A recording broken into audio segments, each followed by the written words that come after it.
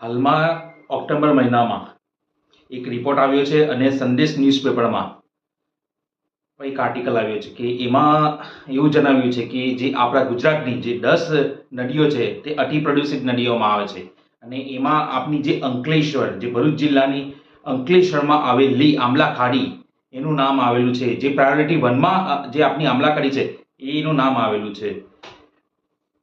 તો આ જે નદી છે, આમલા ખાડીનું જે નામ આવ્યું છે, તો સૌથી મોટું પ્રમાણ માછલા, જે જળચર જીવ છે એ મૃત્યુ પામી રહ્યા છે. આ મુખ્ય કારણ છે કે હમણાં આપણે ઘણા નજીકના સમયમાં જ ત્યાં કોઈ કંપની દ્વારા પાણી આવ્યું હતું કે જેથી ઘણા માછલીઓ મરી પણ આવ્યું હતું.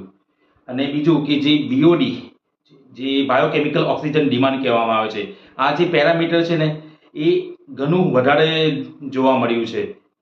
એના કારણે જે જળચર જીવ છે એના જીવનને અને એમની લાઈફને ઘણી અસર થવા પામી છે અને મૃત્યુ પણ થયા છે માછલીઓના.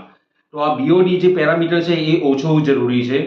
અને બીઓડી મીન્સ શું કહેવાય છે કે આપણે એને જૈવ રાસાયણિક પ્રાણવાયુની જરૂરિયાત કહેવામાં આવે છે. આમ જે ગુજરાતીમાં કહેવામાં આવે તો કે જે પ્રદૂષિત પાણી હોય છે એમાં જે કાર્બનિક સંયોજનો હોય છે એને સૂક્ષ્મ જીવો દ્વારા વિઘટન કરવામાં જે ઓક્સિજન વપરાય તે આ પેરામીટરને બીઓડી કહેવામાં આવે છે.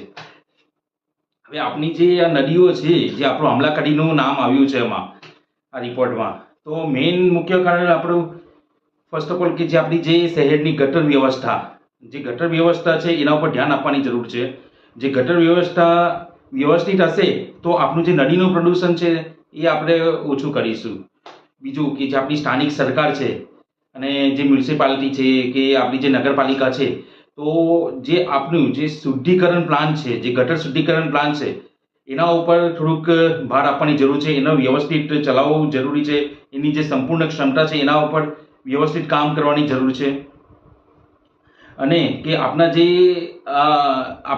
કેટલાક શહેરો માટે એ જે ગંદા જે ગટરો છે તે આ શુદ્ધિકરણ પ્લાન્ટ સાથે તો જોડાયેલી નથી, એટલે ડાયરેક્ટલી આ પાણી નદીઓમાં છોડી દેવામાં આવે છે કોઈ ટ્રીટમેન્ટ કર્યા વગર.